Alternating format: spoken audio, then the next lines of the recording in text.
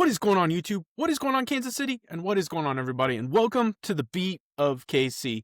Ladies and gentlemen, my name is Lucas Murphy, and today we're going to be talking about the Kansas City Chiefs defense. And really, I'm going to kind of backpedal on my very first kind of take of this defense. We had a bad experience when it came to the Los Angeles Chargers. This defense really didn't show out. There were a lot of question marks, and there still are some question marks. But I think we've seen a vast improvement from this defense. And I'm really going to kind of double down on some stats and really provide you some information that I think is just extremely valuable as we continue to kind of head into this NFL season. Now, we know that this offense isn't really clicking on all cylinders.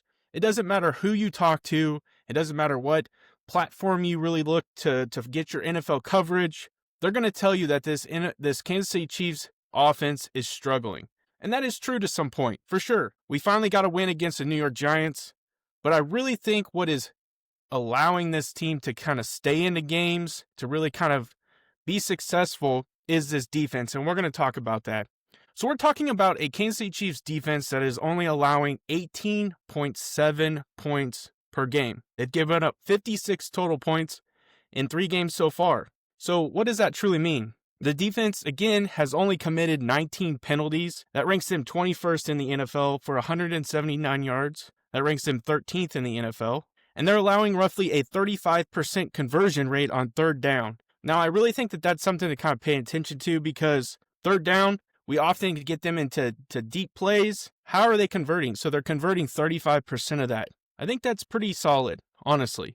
I mean, there are some teams out there that are closer to almost 50%.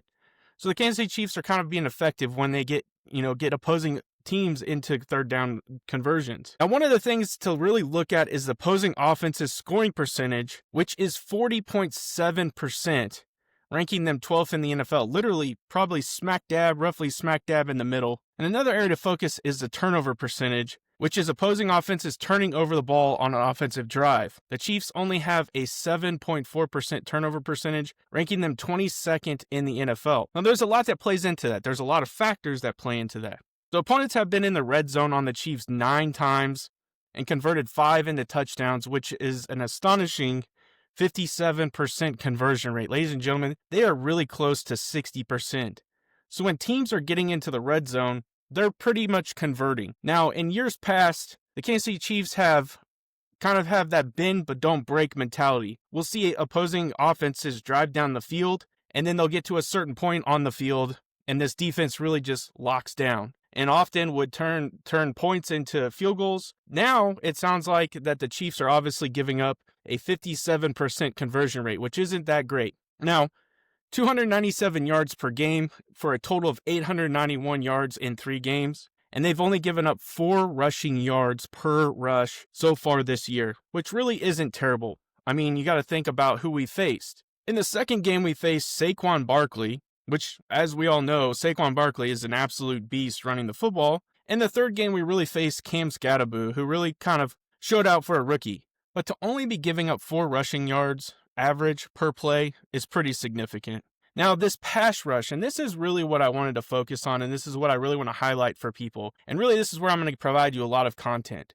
The Kansas City Chiefs pass rush, or this defensive front, has only created 7 sacks. That does put them in the middle of really the pack when it comes to sacks. Now, 2 of those have come from one of your linebackers in Drew Tranquill. So technically, this defensive front has only gotten 5 sacks. And this is according to Pro Football Reference. The Kansas City Chiefs have had only 2 hurries, which is only 1.9%. There are only 5 teams worse in the entire NFL that have a worse hurry rate than the Kansas City Chiefs. The Chiefs have only recorded 3 QB knockdowns, and there's only 3 teams worse in the NFL when it comes to this stat. The Chiefs have 12 QB pressures and 10 total missed tackles, and they have 14 QB hits and 18 tackles for a loss, which ranks them 7th in the NFL. So they are getting tackles for loss, which is significant. But the thing is, ladies and gentlemen, is this pass rush is not finishing. They're not getting back to the quarterback. They're not finishing the quarterback. They're allowing time for that opposing quarterback to stand in the pocket and complete passes. Now, they're not significant passes, and we'll talk about that here in a second, but they're allowing that conversion to happen at a more astronomical rate. because they're not getting to the quarterback when it comes to sacking the quarterback. Now, we did see George Karlaftis get after Russell Wilson. We did see Chris Jones finally get on the board against Russell Wilson. But those other quarterbacks have just kind of had the opportunity.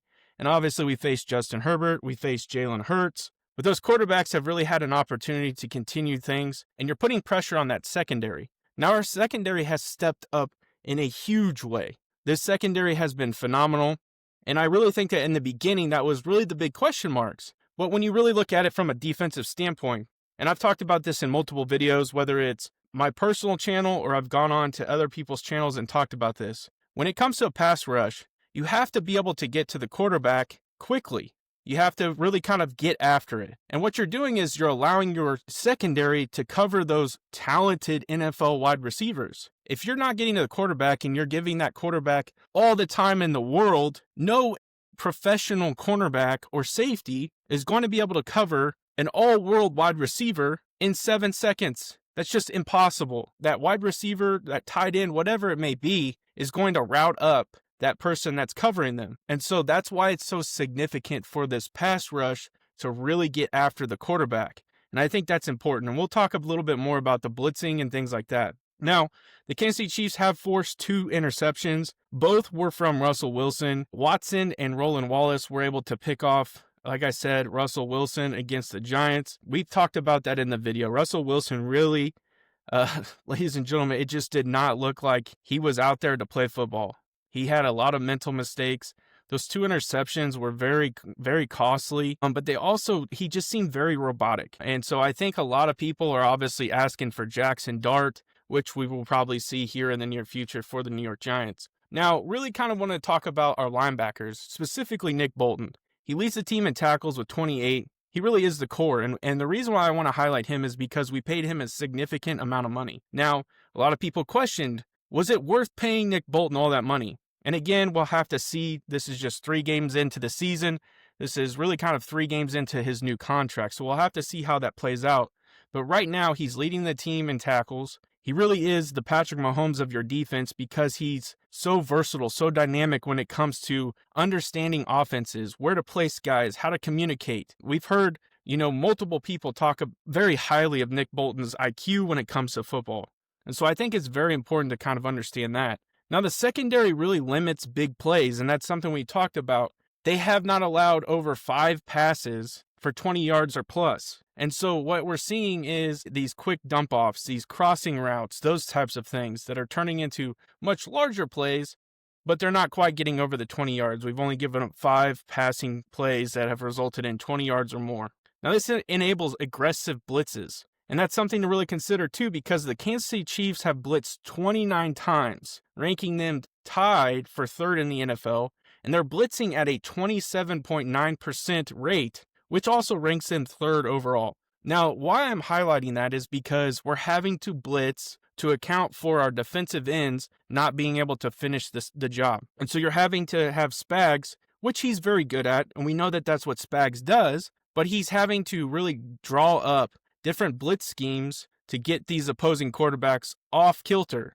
And that's the thing to remember too, is if our defensive ends aren't getting to the quarterback, we have to be able to apply pressure. That has to happen. Otherwise, they're going to have all the day in the world, and you're not going to be able to win football games because your defense is just going to get gashed all the time. So that's something to consider too. Now, we've held opponents under 20 points in 2 of the 3 games. Specifically, when you look at the New York Giants, we only surrendered 9 points, which was huge. This is allowing for our offense to really function, but the thing is we've been struggling on the offensive side of the ball. If we really had an all-out, say we had Rashee Rice, Xavier Worthy, fully healthy, Jalen Royals, and we had a cohesion of Travis Kelce lined up with everything that him and Mahomes are used to doing, this offense would be a well-oiled machine.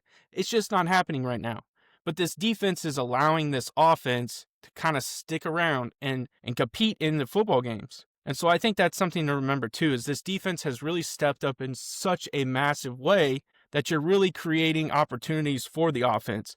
They just aren't converting. So they force punts, deep turnovers, which creates short fields. And that really kind of ties into what we're talking about for this offensive opportunity. We just need to start converting on the offensive side of the football. I really think that this is creating good morale. I really think that this kind of shows the offense that the defense has their back. And I think that's one of the most important things as we continue through the season, because the Kansas City Chiefs are about to take on a very, very tough opponent in the Baltimore Ravens. They're very dynamic. They're versatile. They have the ability to run the football with Derrick Henry. They also have the ability to run the football with Lamar Jackson.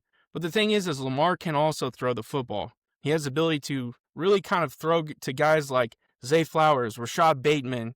They got a tight end that's very seasoned in Mark Andrews. They have talent on that offensive side. Their offensive line, obviously, is pretty solid, allowing for Lamar to make good decisions, to hand the football off and run. And Derrick Henry is just an absolute monster. And so what we're going to see is this defense get tested. If a lot of these things that I provided you in this video can stick, the offense kind of maybe figures some things out, there's a good chance that this Kansas City Chiefs team will come out on top. But the thing is if this defense kind of starts to break a little bit and the offense stays pretty consistent with what they've been doing, it's not going to be probably a pretty good outcome for the Kansas City Chiefs. That's just reality. And so that's where we kind of sit. And then the same thing goes for the following games after that. If this Kansas City Chiefs defense is holding and doing their job, eventually this offense will start to figure it out.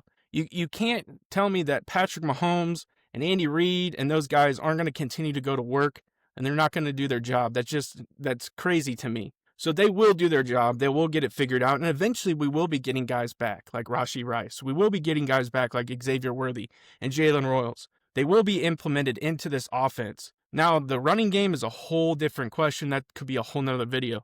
But that really is something that's important too. This is going to be the end of this video. I really appreciate you guys checking out this video. I like doing this type of video where I break down and really provide you some stats and insight on where the Kansas City Chiefs are, because it's exciting, but at the same time, it's reality. So let me know down in the comment section what has impressed you so far about this Kansas City Chiefs defense, and really who has highlighted or has been a shining moment for this Kansas City Chiefs defense for you. Let me know down in the comment section. Make sure you guys subscribe to the channel, smash that like button, and I end every video the exact same way. Have a good day.